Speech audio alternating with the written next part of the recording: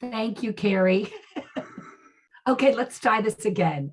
I want to welcome everybody to the Resident and Family Support Council.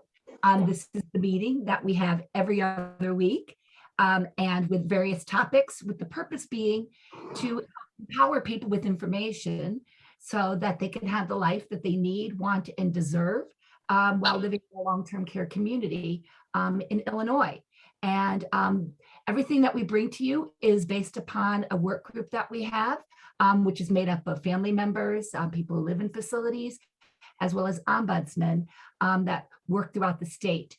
So today we are going to be talking about care plans and how to be empowered with a person-centered care plan. But before we begin, Carrie, who is a part of the work group, is going to share some information with us about some that's near and dear to her heart and something we've talked about before a lot on these meetings that we've been having about essential caregiving and compassionate care and the pandemic and the effect that it's had. Carrie, you want to go ahead, and I think you should be able to share your screen. Thank you. So I am part of the 12 family members across the country that we are calling ourselves the Essential Caregiver Movement. We are the ones that helped write the Federal Essential Caregiver Bill, HR 3733.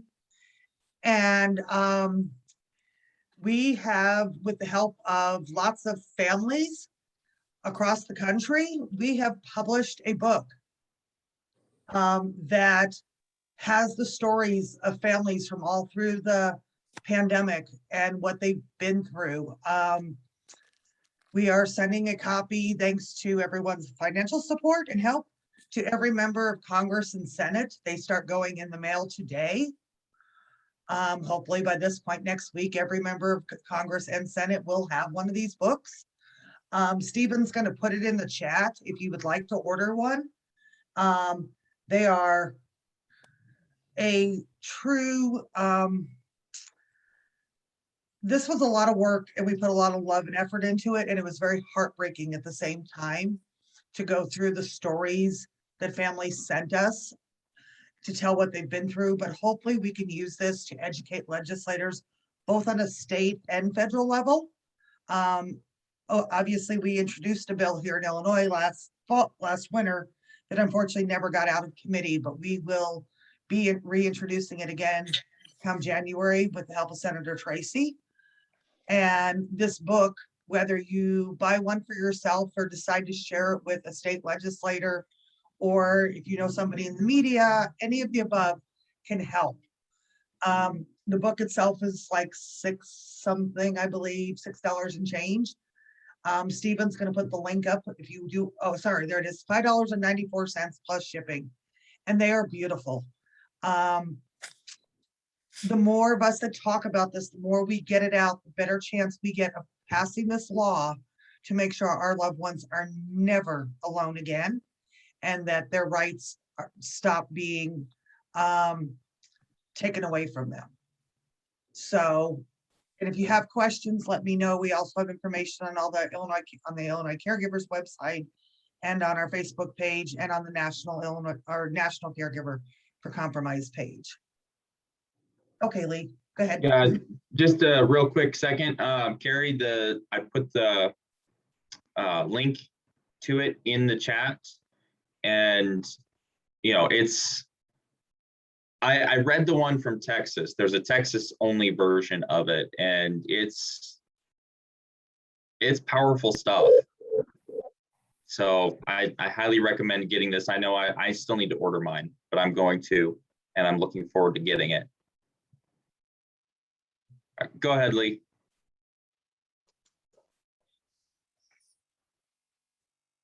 You're muted again, Lee. Yeah, I know, and I'm trying to get, this isn't the right part of the slide.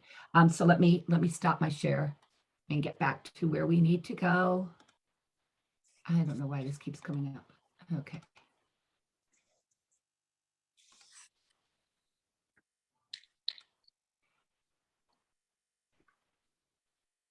Oh, sorry about this. I had it all queued up and ready to go, and there we go.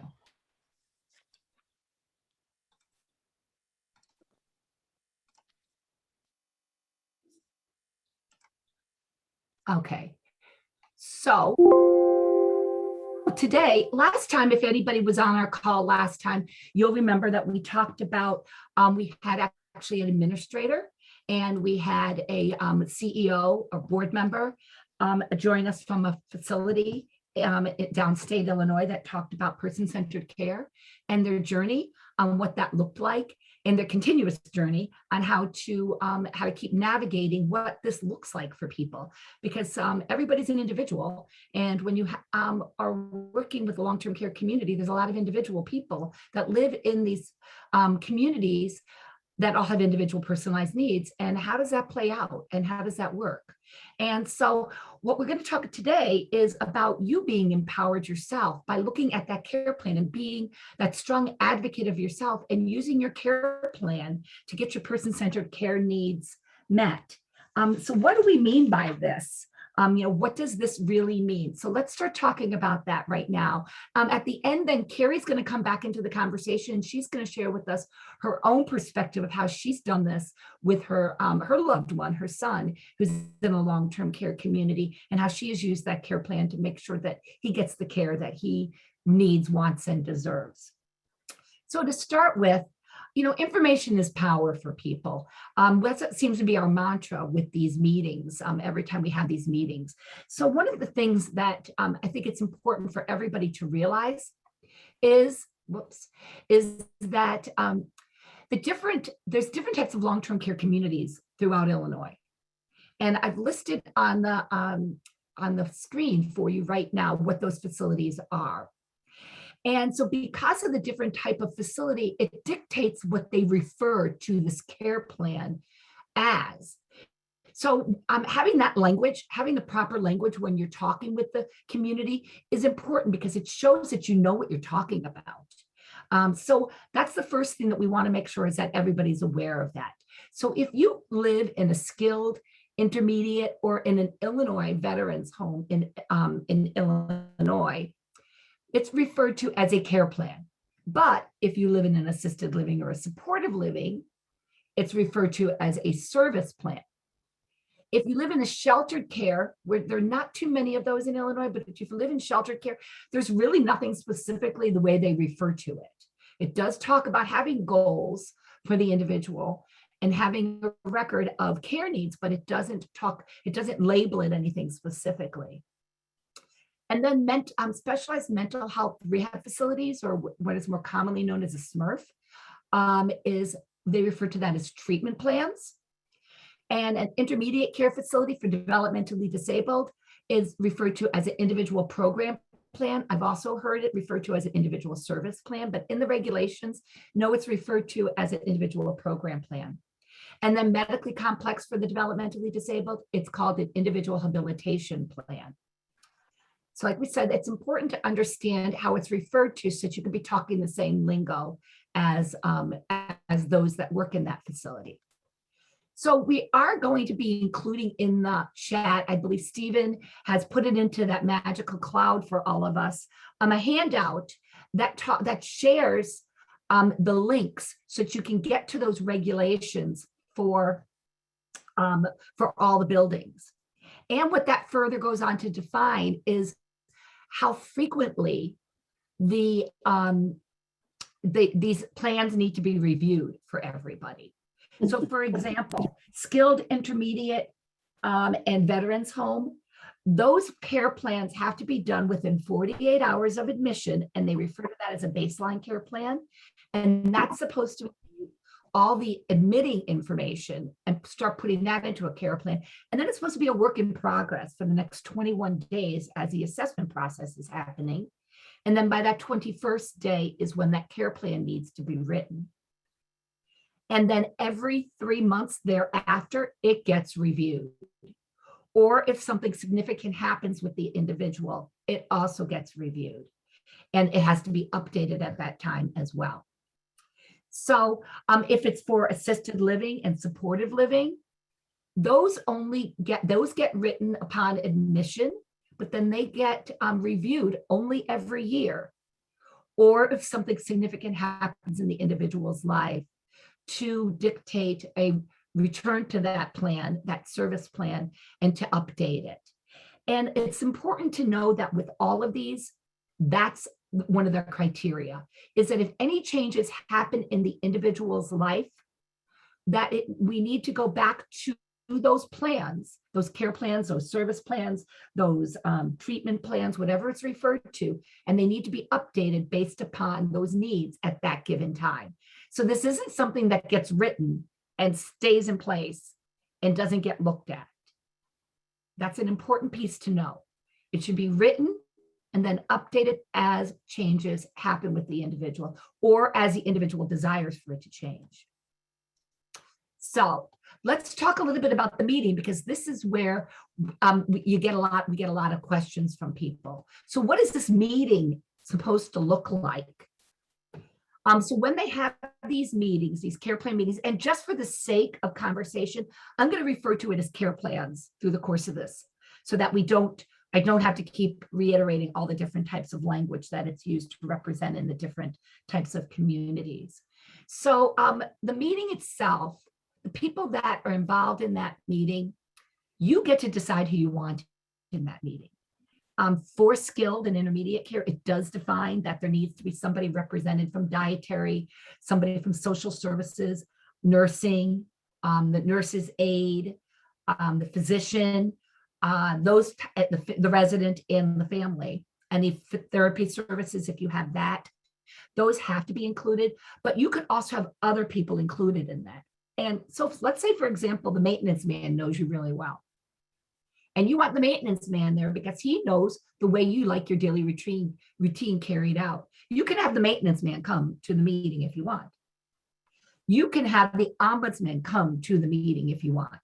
You can have anybody you want attend that meeting. It's a meeting to talk about you.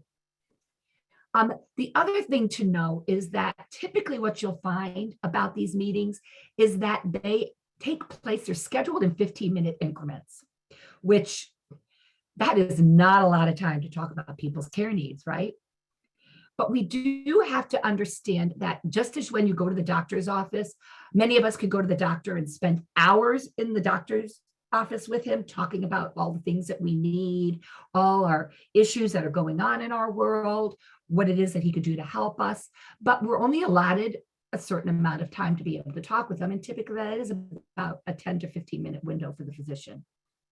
So when it does come to these meetings, many times you will see that they're scheduled in 15-minute increments. So, and then we also have to remember that there are other families waiting. So you might need more time.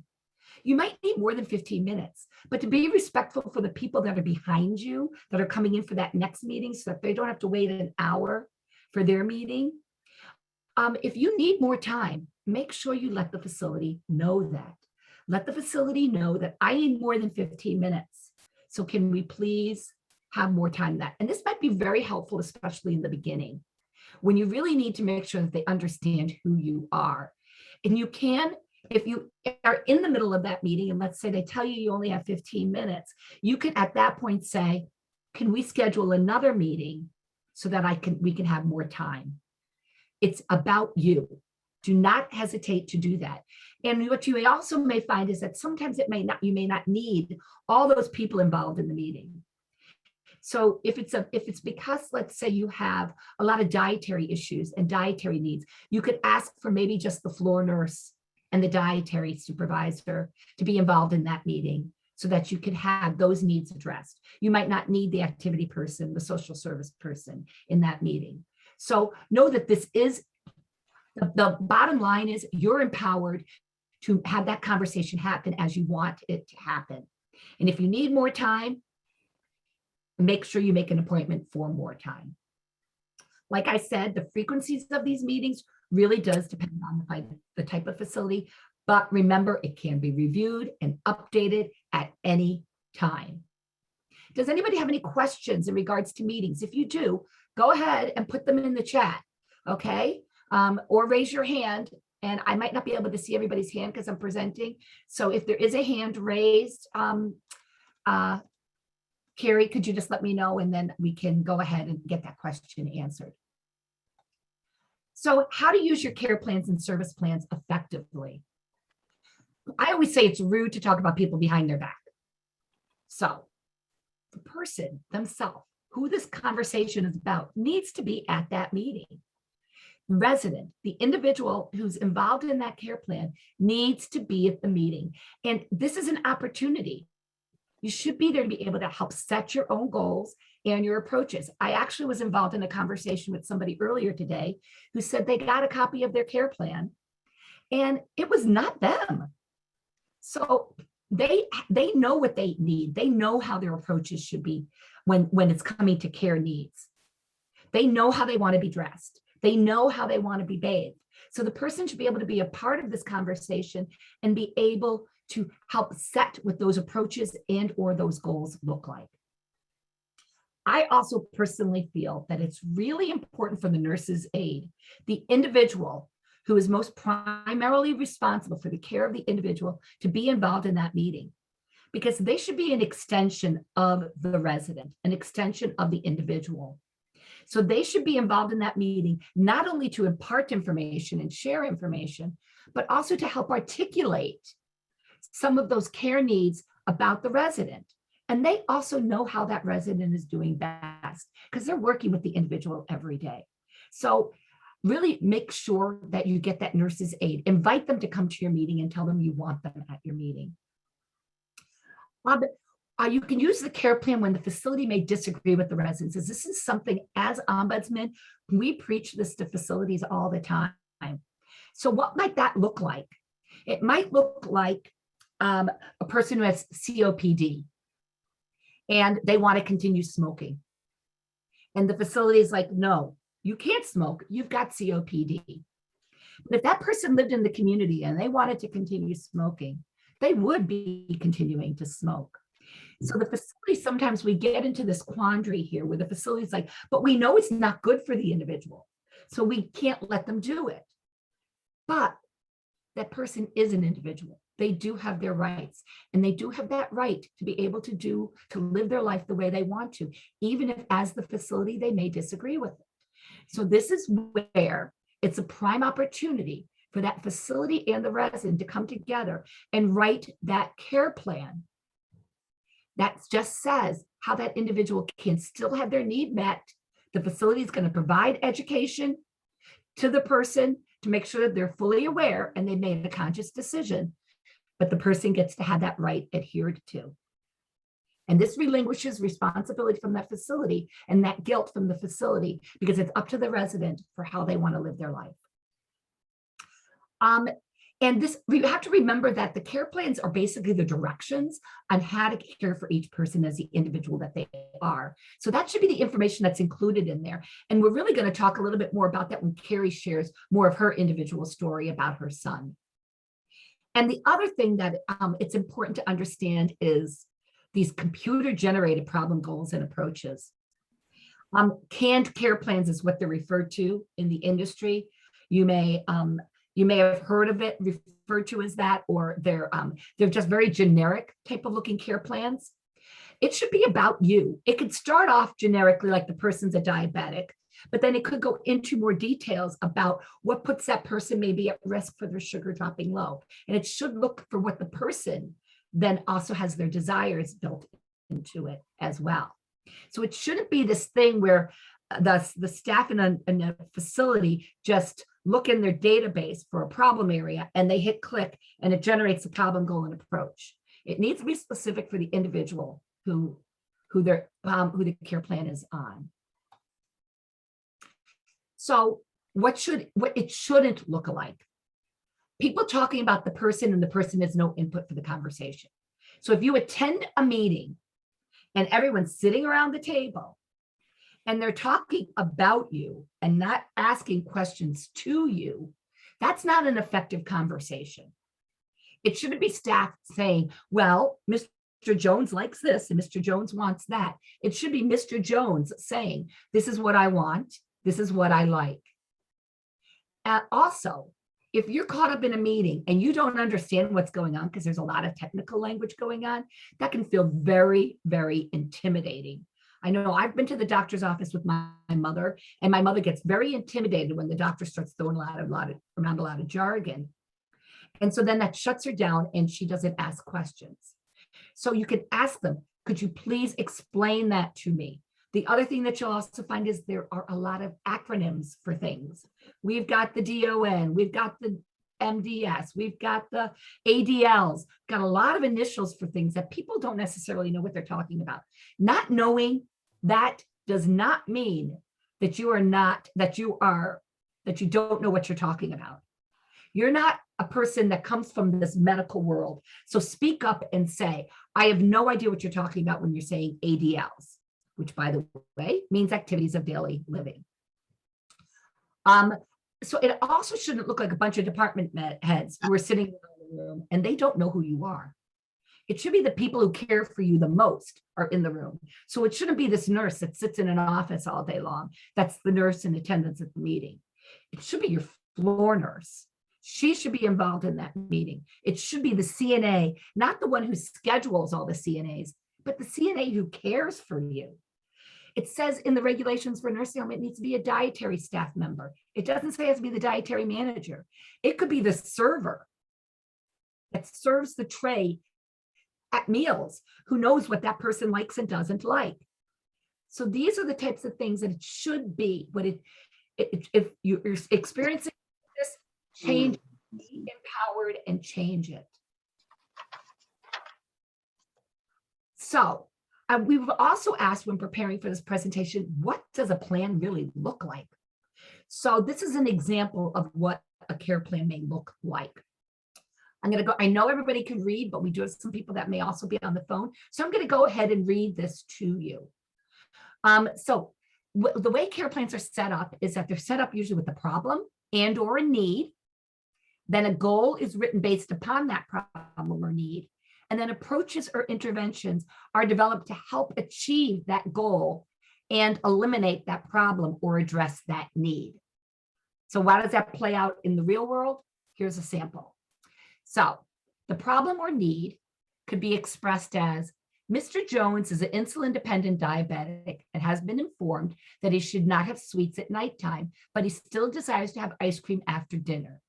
He understands and articulated the risk involved, but he has made a person-centered decision to still have ice cream when he wants it. The goal then is Mr. Jones will have ice cream whenever he requests it.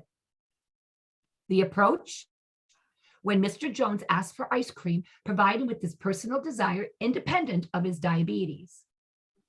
Provide Mr. Jones with educational materials regarding the effect of a spiked sugar level that could be caused by the ice cream. Nutritionist to periodically meet with Mr. Jones to discuss his diabetes and to share other ideas regarding the ice cream that he wants, including low sugar ice creams, while still respecting Mr. Jones' decisional capacity on what type of ice cream he wants. So this is one of those instances where the facility may disagree with what the resident wants. So if it's written out in a care plan and it provides those educational opportunities for the resident, the facility now can adhere and honor this person-centered request that Mr. Jones has. Another way it could look is something like this, and this is called an I-centered or I-person care plan. So this is what it could look like. Again, the problem, need, goal, and the approaches are listed. So instead you use the word I. So it would be, I would like tea instead of coffee at each meal. And the idea for the use of the word I is because it helps staff to individualize, to look at Mr. Jones as being a human being. Instead of making it abstract, the idea is that it makes them feel, It's Tuesday. Can everybody mute? If we could please make sure that everybody's muted, that would be helpful. Thank you.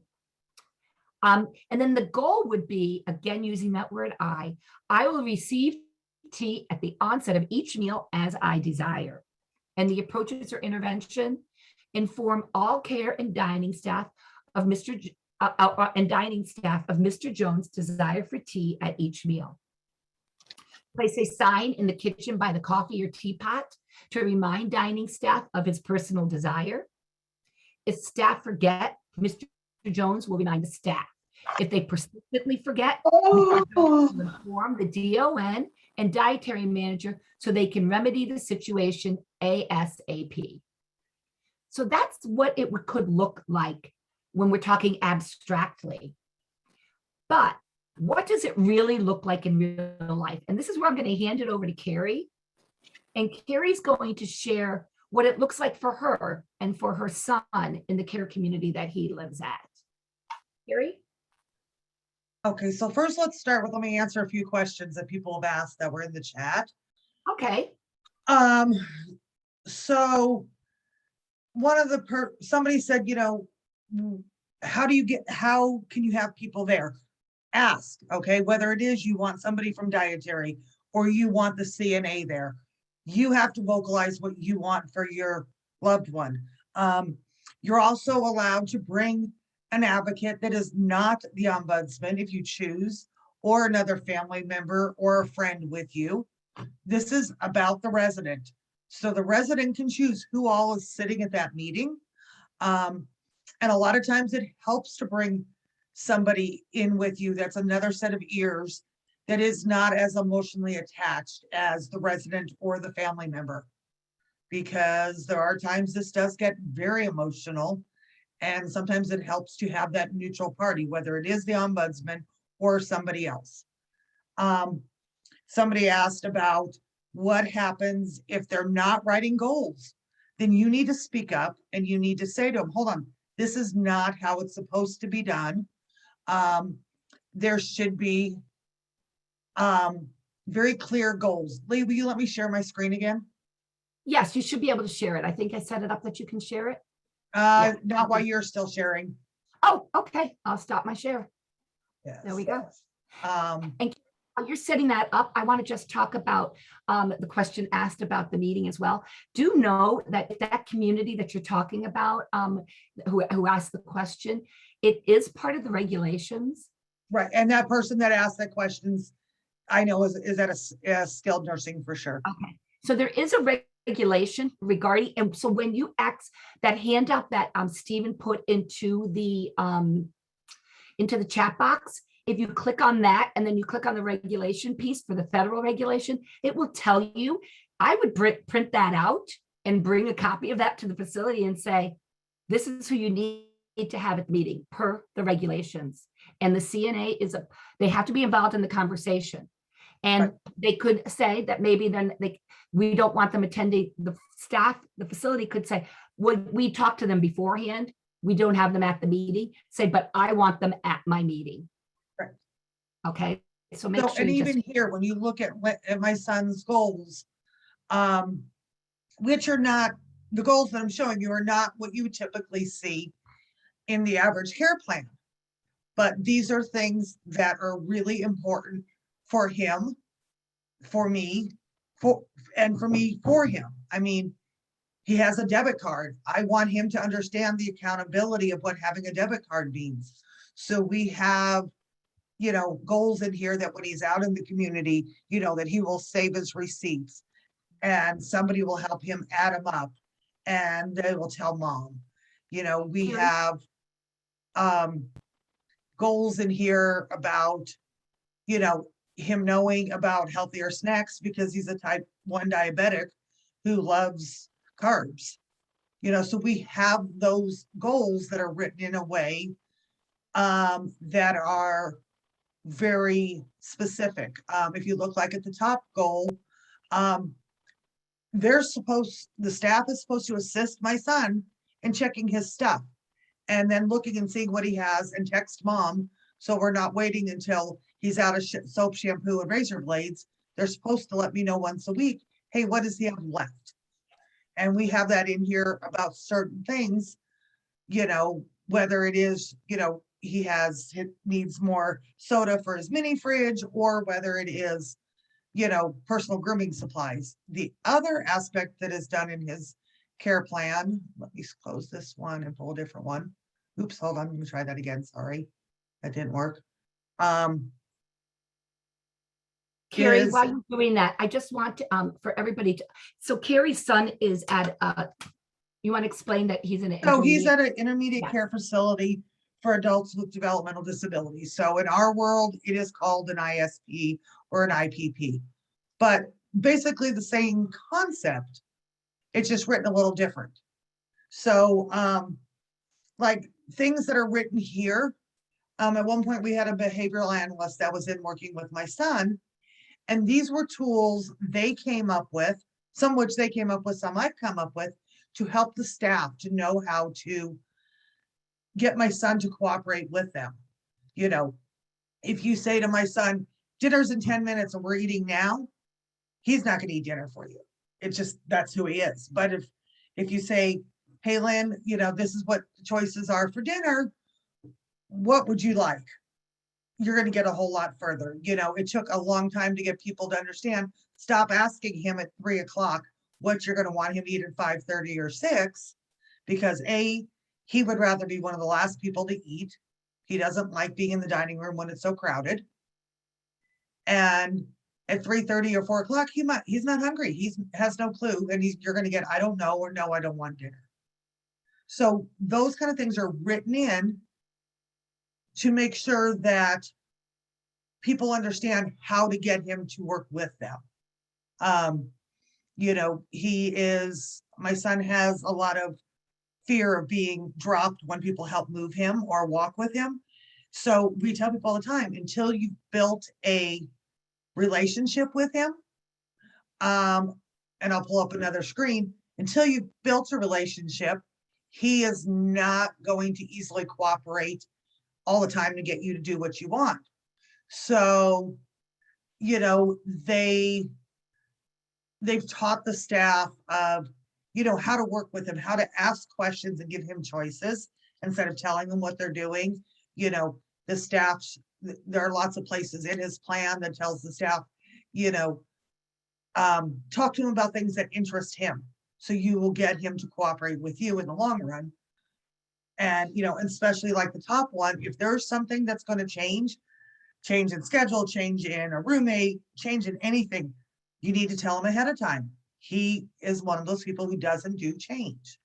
So we have all these things written in to his care plan so people understand what my son needs for him. And I will tell you, his care plan is probably a little more extensive than the average. And I write a lot of the goals myself. And that's the other thing people don't understand. We, whether it's the resident or the family member, we have the right to write goals. And I'm very adamant about that. I do write goals to put in there, because otherwise, I don't feel like they spend sometimes enough time focused on what he truly needs.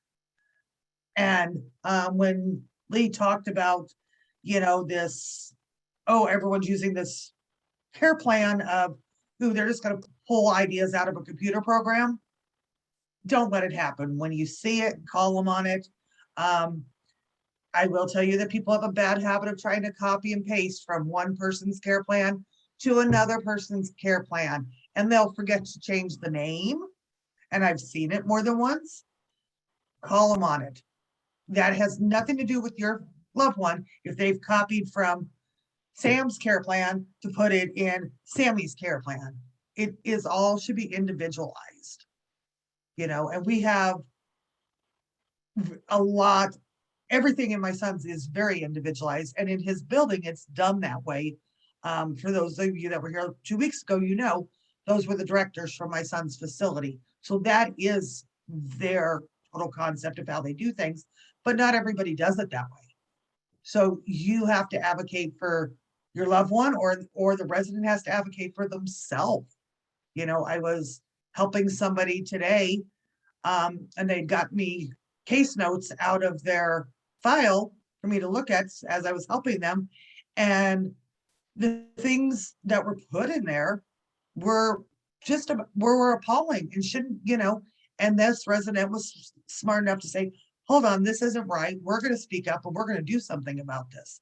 And it's not always easy, but you got to have that conversation too. There's a question then in the chat. What if the facility does not write requested interventions in the care plan? And to address that, so one of the things that we strongly advocate for is to get a copy of your care plan. Ask for a copy of it, because that way then from there you can make a very good assessment as to whether or not they're listening to you or not listening to you. And then if you see that they're not taking those interventions that you've asked for, do like Carrie said, write it out yourself. The language does not have to look all particular. It just has to make sense to people. So write out exactly what it is that you want and say, I need this put into my care plan. Please put it in. And could I please get a copy of it? And then give a time frame for when you would like that back. Don't just say, and could I get a copy of it? Because it may take a week, but no. Say, and could I please get it? I'll be back on Friday. I'd like a copy of it on Friday. Try to give a time frame to it. And a lot of times, especially if you're sitting there doing it on a computer while you're talking, they should be able to produce it pretty quickly. You know, I mean, this is the one that we did 3 weeks ago on my son. And it's, I mean, granted, it's large. It has all of his, medical issues, his medications, everything else. We're probably talking 25 pages. But this way, everything is in one place for somebody to find it. The other important thing with the care plans, especially in the world we're living in now, if you are or have requested essential care or compassionate care, make sure it's written in that care plan. And if they tell you it's unnecessary, tell them, no, I want it written in that care plan. And the reason being, where you're telling people this is, if they give you any problems over your compassionate care or your essential care visits, and it's in the care plan, and we have to file a complaint with the state, the care plan is the one thing they always look at, whether it is a service plan, an ISP, a care plan. That's where the state is taking a lot of their direction for each resident from, for the surveyors. So the more you put in there, the easier it is for them to find it. So things such as essential care and compassionate care are really important. Even if it's things as simple as you normally take mom out every Sunday to go to church and have lunch. Even if that's not normally going on right now, I would have that put in your care plan. Because that way, as now it should be allowed to be going on. There's no reason anywhere in the state of Illinois that people should not be allowed to take their loved one out, because IDPH has said you're allowed to. So if you have those things built in, it makes it much more difficult, A, for the facility to tell you no, and B, for a surveyor not to find the deficiency with the facility. So we want you to make sure that you're using your care plan as a tool for the care that you want, that person-centered care. And we're understanding, some people are saying that, the meetings just aren't happening. And we know the pandemic did kind of throw havoc into facilities and people coming into rooms together, which that's what a care plan typically looked like, was people coming into a room together. And they're usually smaller conference rooms, and there's a lot of people crammed together. So that was shut down on the dime.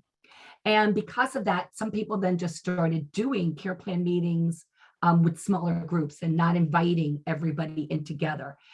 That's not acceptable still. Just because it happened doesn't mean that it's acceptable. You need to make sure that these meetings are happening as they need to happen based upon the type of environment that you live in or your loved one lives in. And like I said, that reference sheet, which I can make sure I just sent it off to some person. I'm going to go ahead and paste it back in there because it kind of can get lost in everything. I just put it back in for everybody to be able to see that in the chat. You can click on it now, and then you can save it as a document for yourself. We'll also be putting that on our website so that you can have access to that as well. So if the meeting is not happening, please make sure that you are talking up about it. And even if you have to do it virtually, or you're doing it in person, but somebody else is going with you doing it virtually. There are families across the state in this past year that are, up in Chicago area and whatever, and I'm down by St. Louis, and I've attended care plan meetings with families to help them advocate for what they needed for their loved one. The Ombudsman can also do that, the same thing. It's just about speaking up. You will find some facility directors who don't want them done over Zoom or, other, platforms because, they don't want them recorded or anything else. They have to facilitate whatever it takes to make this care plan meeting work. So I just also want to make sure that everybody understands about this revision piece. So if you have, let's say all of a sudden your daughter moves back into town. She didn't live in town, and now you want your daughter wants to take you out for lunch every week. And this is something new. And you said your care plan a month and a half ago. And they're giving you resistance on that, or you want to make sure that it happens. You can request for that care plan to be added into your care plan, that I desire to go out to lunch with my daughter every Wednesday. And the goal would be that you would go out for lunch and then the approach. Now it's put into that care plan. So you're held to be able to do it. So if they ever try to deny that access, you have that written down. Like Carrie said, it holds a lot more weight. So you don't have to wait for a care plan meeting to request for goals to be added into your care plan. Something like that wouldn't require a whole team meeting for people to get together. But if there's a significant change happening with you, you have a new diagnosis, or you have a new medication that you're being put on, and it has a lot of side effects to it, then you may say, you know what, I want a full care plan meeting occurring because this medication is affecting, I don't want to eat anymore. It's making me more lethargic. I really want a care plan meeting to talk about this and the impact that it's having on the other entities that are also caring for me in the building, such as dietary activities, social services, and all of that. So I want to have a meeting to talk about this. So I want to address something that's in the chat, Lee. So Okay. a lot of times with the care plans, they really cannot get them to you ahead of time. They can get you the old one for you to look at and see what you want to update. But majority of the times, they can't get you the new one until after you've had that meeting because they need everybody's input. But a facility saying to you, oh, we only will give it to you on a thumb drive because this is how we give patient data to people, that's unacceptable. There's lots of people who don't have a computer to plug that thumb drive into, or the means to print it out. Half of the world does everything they do on their phone. So they do need to make that accessible to you. The same way that if you request medical records, they only have so long to produce them. They do have the right to charge you if they're printing them. I mean, I personally have never been charged, but that's the worst case scenario. So they have the right to charge you a reasonable amount to print them. But a care plan, no, they should be giving you a paper copy, unless you're requesting it electronically. And Carrie, to kind of finish off the question, when you make a request for records, your residents' records, and that includes the care plan, they need to be getting it to you within 2 business days of the request. So, if you're wanting to get it a week ahead of time, ask for it 10 days in advance of the care plan meeting. And I highly suggest when you make requests of any of those kind that you do it in writing, whether it's by email or a hard copy. And if you're doing a hard copy, make sure you write down who you gave it to, what day you gave it to them, and what time, so you have some accountability to go back to. Because the most important thing with all of this is documentation. I do, I am to address the concern about sending it to you like via email. I cannot speak myself, and I don't know if anyone else can, on the ability to be able to send because of the HIPAA information and the ability that could be hijacked or something. I don't know if that happens or not. I know we have to deal with issues like that in our, in the Department on Aging with security information and email, having secure email for that. So I don't know if that's something a facility can do or not do, send electronically to you a copy of the care plan. I don't know if they're allowed to do that or Right, not. well, and like this person who put it in the chat, they're saying they only want to give it to them on a thumb drive. Okay. That's Yes, not but that brought that up to me, you Yeah. know, about and sending. every facility is notification. going to be different about some of these things with you. And depending on what their, rules are based on how they do business. But, at the same time, you should be able, as a minimum, to be able to email the director or somebody, at least to give them your request. Mhm. And whereas like Stephen said, technically they only have 2 business days to get you the medical records, whatever you're requesting. At the same time, I tell people all the time, if you're asking for them to consider compassionate care, or you're asking for them to do something or get you an answer, always give them a timeline. I would like to hear back from you within 48 hours, or I would like a decision by the end of the day on Tuesday. It's really important to give them some accountability too, because otherwise they will try very much to sometimes forget about it. Not always on purpose, but accountability helps for everybody. I'm curious if anybody that's on the call has received resistance from anyone in getting a copy of their care plan. I'm curious about that. I'm also curious if anybody that's on this meeting also has had difficulty in having these meetings scheduled as of late, if they haven't seen the meetings happening. I'm curious about that, because these are some things that we're hearing, throughout the state, and I'm curious about the amount that this is happening. So if people could if you want to either unmute and share that, or if you want to put that into the chat as well, that would be helpful information for us to know. Because one of the things that we do as in the Ombudsman program is we do try to speak to the powers that be and make sure that we carry information forward for any trends that we might be seeing in the state, so that these can be addressed at large with the long-term care facility people that work there. So Leave Veronica on the phone. Hi, how are you? great, Veronica. Okay, just wanted to chime in just quickly with the care plan meetings. When the ombudsman is asked to come in, sometimes the facilities will rearrange the timing, because if they say you're going to have it at 2, and then the ombudsman says, well, I'm available at 2, they may say, oh, well, we're running late, just so that that ombudsman is not there to assist you. So what I did in that instance was ask them, well, since you can't have it at that time, to reschedule. So that is one of the things that is happening. And of course, getting a copy of the care plan, a lot of times they don't want you to do that without signing a medical records release form.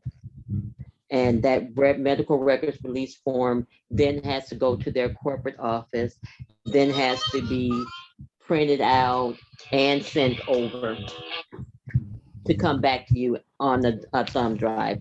I'm finding that they don't want to just give you a hard copy because you're standing right there with them, and you have the ability to ask questions about things that you see that are wrong immediately. So I feel that that is one of the reasons why they don't want to give you that hard copy right then and there. So you can ask for it, but you might have a problem getting it. Next. And if you are experiencing a problem getting it, I would encourage you, and I know, Veronica, you've done this, you've talked to the ombudsman to help them push for that to happen, because you should not be experiencing pushback. And part of this is the way I look at it is, why wouldn't you want me to know this information? Because I could help you. I could help save a lot of time for you by helping to write those approaches, by helping to make sure you truly understand the root cause of the problem or the need. I can help do a lot better work for you because I know myself, or I know my loved one. So I could really help give you a lot more information that you could care better, instead of you sitting back in an office and hypothesizing why I might not want to eat. And maybe it's because you're now on a puree diet and that looks like baby food. And it doesn't look like real food to you. Well, And one of that's the, why the person doesn't want to eat. I'm sorry, go ahead. No, go ahead, Veronica. One of the issues that I am finding is that those care plans, and I've said it before, are kind of cookie cutter. They Yes. are mimicking 2 or 3 different people's care plans. So again, that's why they don't want you to see it right then, and they are kind of prolonging it because they are making mistakes in those care plans. And instead of striking out things so that you know that they have actually corrected them, they are going in and attempting to change things. And by doing that, a lot of times they are actually messing up the care plan that you actually want in place for your loved one. So we have to be very careful with them about telling them what we want them to take out, because sometimes they take out more than what you want them to take out. Yeah.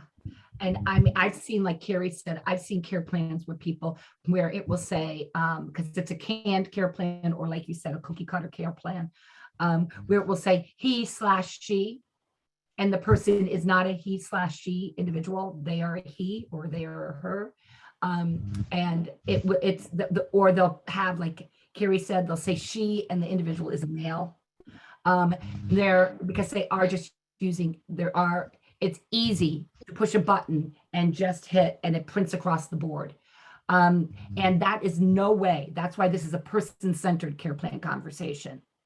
This is how to make it person-centered. Advocate for it to be person-centered. Someone shared with me earlier today how they had a fall just walking out in the community. And this fall, when they asked for a copy of their care plan, they got it back, and the care plan actually said that they had a change in medication, and that's why they fell. They said, I never had a change in medication. They were just justifying I just was negligent. I just tripped. That's all I did. And it wasn't a big deal. I tripped and I got up and I was better. But they tried to justify it by saying I had a medication change, and I never had a medication change. So now they just put on another layer of a problem that doesn't even exist for me. So that's why getting that copy of that care plan is really an important thing. That's the best way, in my opinion, that you can truly advocate for yourself. And then you can see, is it a cookie cutter care plan? Do they know who I really am? How can I help educate them on who I am as that individual to get the care that I need? And a care plan shouldn't be as adversarial.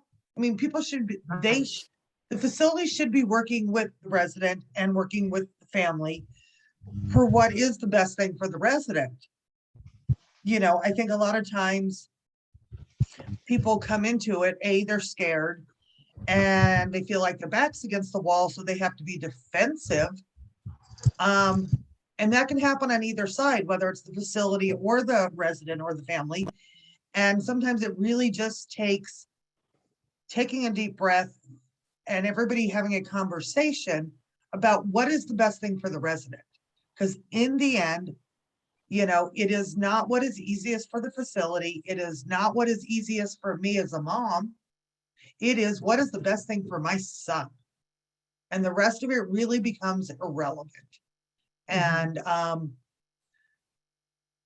it's hard, especially, I know when I've done some with people that are dealing with memory care facilities, there's also some misunderstanding of, the family member sees one thing, the facility sees another, and not everybody's on the same page until you can have that conversation happen.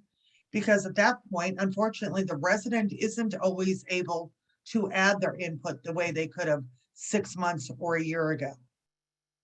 And, so even sometimes just for the family member, that's difficult to have to sit and listen to what the facility is telling them until they can find their mutual ground. And I think, Carrie, you bring up a good point, because I feel that it's a requirement to do those things, to do the service plan, to do the individual, service plan, to do the care plan. It's a requirement that's written in regulation. So I think many times as a long-term care provider, it's approached as this is a task that I have to do, not that I need or want to do, to because it becomes a task, not an opportunity to care for people better. We have to refocus, and we can be a part of that as well, helping the facilities refocus on what that care plan is truly about. It's not to get a paper compliance thing done that looks pretty, that then has canned care plan stuff in it or cookie cutter care plan in it. It's a requirement so that you know what I need.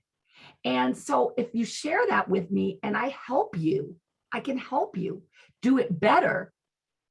I'm now helping you meet a requirement for that. It's something that you're required to do. I'm helping you meet that requirement in a really great way because it shows that you know me, because I was able to contribute to this.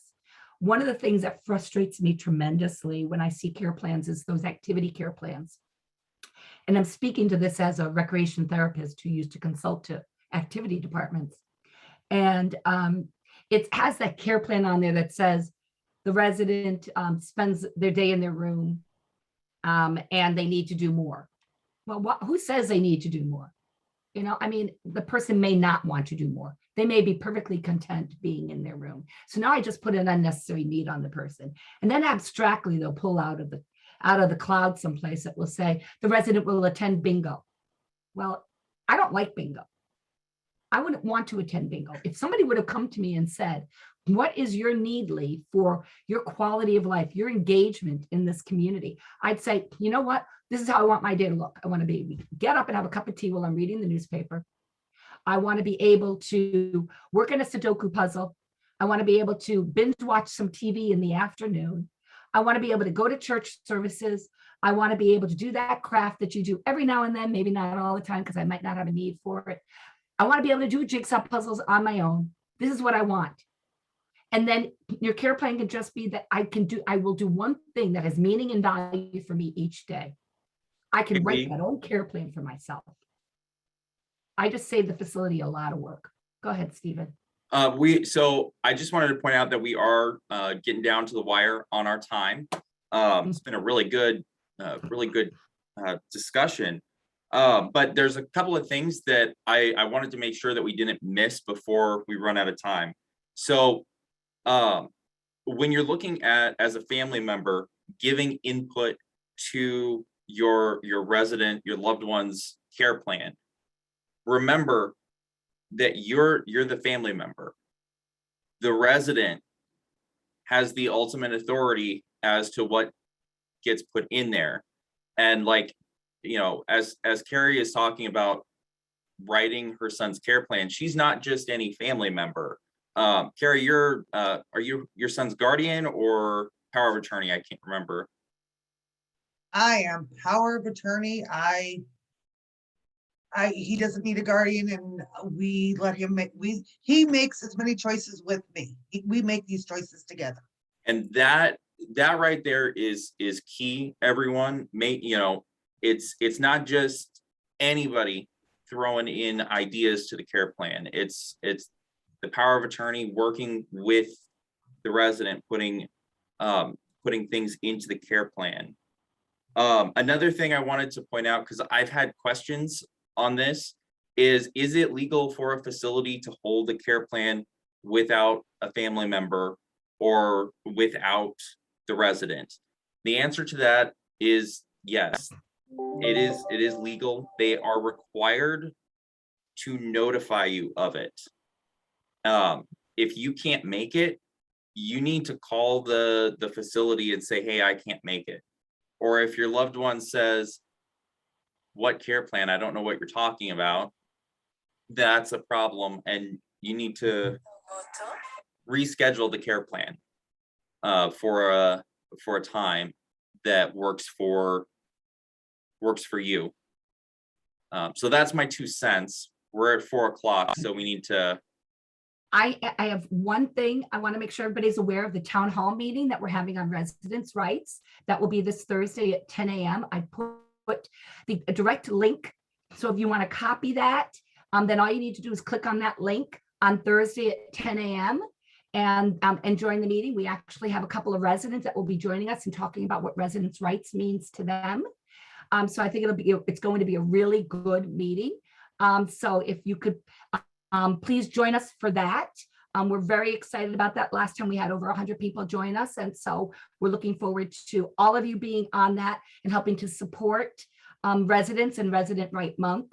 And then the last thing is I want to make sure you put your zip code in the chat box. I am collecting those so we can see here who around the state, what areas are participating in these. And then I'm going to launch our poll again for how beneficial did you find today's meeting? If you could just click on what you felt for yourself, that way then it helps us understand what topics people want and how you want those presented to you. So we really appreciate that. And it looks like people felt that this was a good conversation.